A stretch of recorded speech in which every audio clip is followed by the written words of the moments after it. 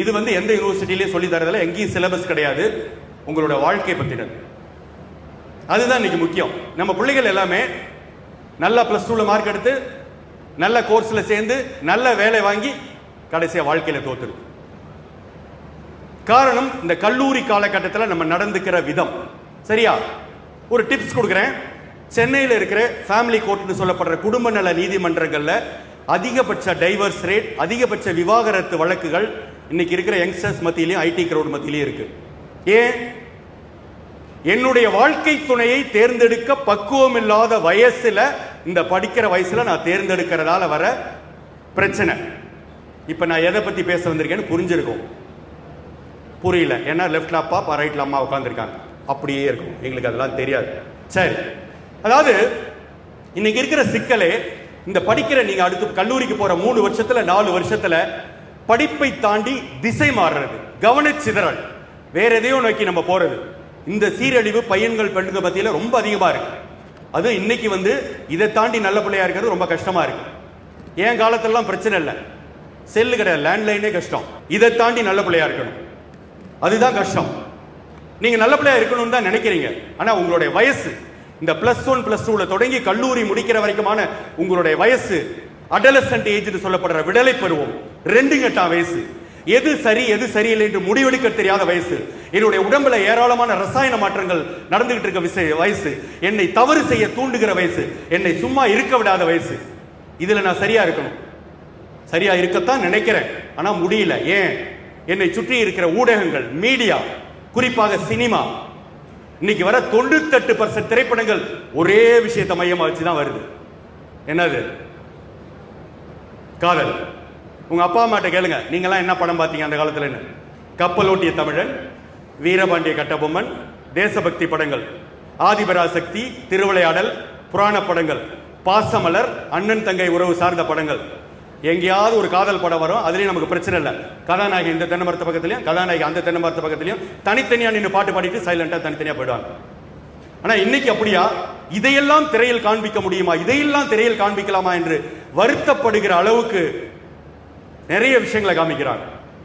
அது உங்களை இந்த பருவத்தில் இன்னும் நீங்க லவ் பண்ணல, எப்ப பண்ண போறீங்க, இதுதான் நீங்க ஃபுல் டைமா செய்ய வேண்டிய வேலை என்பதுக்கான தூண்டுதல் திரும்ப திரும்ப நடந்துட்டு இருக்கு. அது யதார்த்தம் இல்ல, ஒரு எச்சரிக்கை அல்லது ஒரு தகவல். ரெண்டையும் இங்கே நான் சேர்த்து சொல்லிடுறேன். நீங்க +2 வரைக்கும் சினிமாவில் காலேஜை பார்த்து பார்த்து பார்த்து கலர் கலரா கற்பனை பண்ணிட்டு இருந்தீங்கன்னா மறந்துடுங்க. அந்த காலேஜ் இந்தியாவில் எங்கேயுமே இல்லை, அங்க படிக்க மட்டும்தான் செய்ய முடியும். நானும் ஒரு 30 வருஷமா ஒரு காட்சியை சினிமாவில் பார்த்துட்டு இருக்கேன், வகுப்பறையில் நடக்கிற மாதிரி. அது எங்கேயும் நேரில் நான் பார்த்ததே இல்லை. ஒரு கிளாஸ் ரூம்ல டெஸ்கோட இந்த ஓரத்தில் பையன், இந்த டெஸ்கோட இந்த ஓரத்தில் பொண்ணு, 2 பேர் சேர்ந்து ஒரே நேரத்தில் நோட் புக்கை கீழே போட்டாங்க, 2 பேர் குனிஞ்சு ஒரே நேரத்தில் எடுத்தாங்க, 2 பேர் தலையை முட்டிக்கிச்சு, 2 பேர் பத்திக்கிச்சு, உடனே 10 பேர் கேம்பஸில் சுற்றி சுற்றி பாட்டு பாட்டாங்க. நான் இது வரைக்கும் தமிழகத்திலே இந்தியாவில் எந்த காலேஜ்லையும் எந்த ஸ்கூல்லையும் இதை பார்த்ததே இல்லை.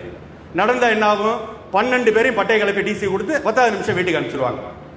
அப்ப இது யதார்த்தம் இல்லை, இது நடைமுறை இல்லை. அது அவர்களுக்கு வியாபாரம், இது நமக்கு இது வாழ்க்கை.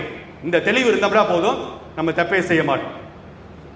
எல்லாம் ரைட் தான், நீங்க சொல்றதெல்லாம் ரொம்ப சூப்பரா புரியுது, தெளிவா இருக்கு, அழகா சிரிக்கிறோம். ஆனா அதை செய்யறோமே ஏன் அப்படின்னு கேட்டீங்கன்னா 2 விஷயம். நம்ம எல்லாருக்குமே 2 விஷயம் இருக்கு, அறிவு, உணர்ச்சி. அறிவுங்கிறது பகுத்தறிவு. இந்த நிகழ்ச்சி முடிஞ்ச உடனே நடுவில் ஹைவேஸ்ல போக மாட்டீங்க, லாரியோ பஸ்ஸோ தட்டிட்டு தெரியும். அறிவு இருக்கு எனக்கு, அதே அளவுக்கு உணர்ச்சியும் இருக்கு. இந்த அறிவையும் உணர்ச்சி எப்படி நம்ம பேலன்ஸ் பண்றோமோ அப்படிதான் லைஃப்ல ஜெயிக்கிறோம். எங்க அறிவை தூக்கி பிடிக்கணும், எங்க உணர்ச்சியை மட்டுப்படுத்தணும், இந்த பேலன்ஸ்ல தான் நம்ம ஜெயிக்கிறோம். உங்களுக்கு என்ன சிக்கல்னா, இந்த வயசுல உணர்ச்சி தானாகவே போய் மேல நிற்கும். நல்ல புரியுற மாதிரி இன்னொரு உதாரணம் சொல்றேன். நீங்க உங்களுக்கு பிடிச்ச ஒரு சினிமா தியேட்டர்ல பார்க்க போறீங்க. தியேட்டர்ல சினிமா பார்த்துட்டு இருக்கும்போது ஒரு சண்டை காட்சி வருது. கதாநாயகன் 20 பேரை புரட்டி புரட்டி அடிக்கிறார்.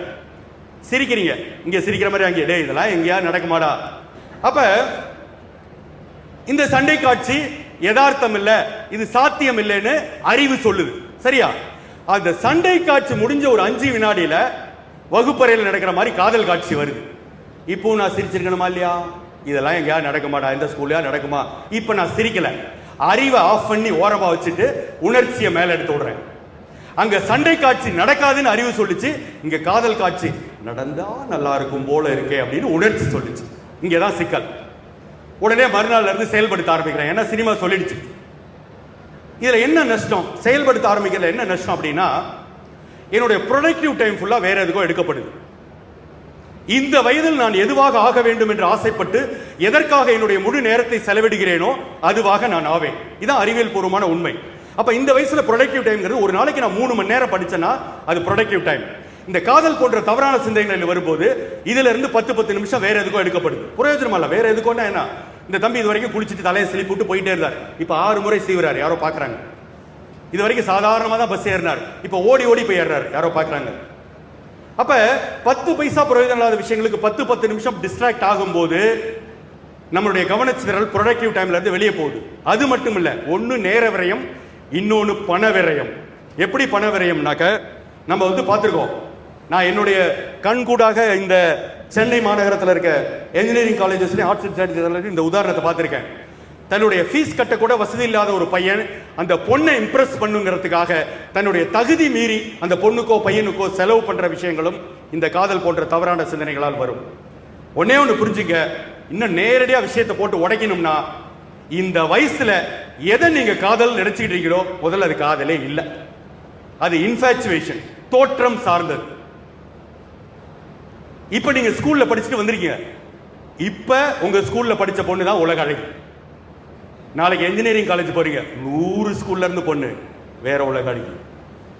நாளைக்கு ஐடி கம்பெனிக்கு போறோம், 100 என்ஜினியரிங் காலேஜ்ல இருந்து பொண்ணு இப்ப வேற உலக அழகி. அப்ப இது தோற்றம் சார்ந்தது, இது நிலையாமை. இதுக்கெல்லாம் நிறைய என்னுடைய வாழ்க்கை துணையை தேர்ந்தெடுத்துக்கு எவ்வளவோ காலகட்டம் இருக்கு, அது வரைக்கும் வெயிட் பண்ணலாம். யாரும் எங்கேயும் ஓடி போறது இல்லை, ஓடி போனா விட்டுறலாம். அப்ப அந்த பக்குவம் வேணும். தயவு செய்து எல்லாம் ரைட்டு தான், பிரச்சனையை பிரிச்சு மேய்ஞ்சிட்டீங்க, இந்த வயசு உங்களை சும்மா இருக்க விடாது அப்படின்னு நீங்க தான் சொல்றீங்க, சும்மா இரு அப்படின்னு நீங்க தான் சொல்றீங்க. இதுக்கு ஏதாவது தீர்வு சொல்லிட்டு போங்க அப்படின்னு கேட்டீங்கன்னா, தீர்வுன்னு சொல்றதை விட நான் ஒரு மருந்து வச்சிருக்கேன். இந்த மருந்து நான் என் வாழ்க்கையில பயன்படுத்தினேன், நல்லா வேலை செய்து, எட்டனா செலவு கிடையாது, சைடு எஃபெக்ட்ஸ் கிடையாது. அதே மருந்தை உங்களுக்கு பிரிஸ்கிரைப் பண்றேன், எடுத்துங்க. என்ன மருந்து அப்படின்னா, இங்கு வந்திருக்கிற ஒவ்வொருவரை சுற்றியும் 1000 கனவுகள் வீட்டில் இருக்கு. அப்பா நீ இந்த படிச்சு முடிச்சு வேலைக்கு போய் ஏதோ குடும்பத்தை தலையில புரட்டி போடுறேன்னு அப்பா கனவு கண்டுட்டு இருக்காரு, அம்மா கனவு கண்டுட்டு இருக்காங்க, அக்கா தங்கச்சி அண்ணன் தம்பி ஒவ்வொருத்தரும் உன்னை சுத்தி நீ ஏதோ சாதிக்க போறன்னு கனவு கண்டுகிட்டே இருக்காங்க. வந்திருப்பவர்களில் பெரும்பகுதியினர் வீட்டில் பொருளாதார சூழலும் சரி கிடையாது.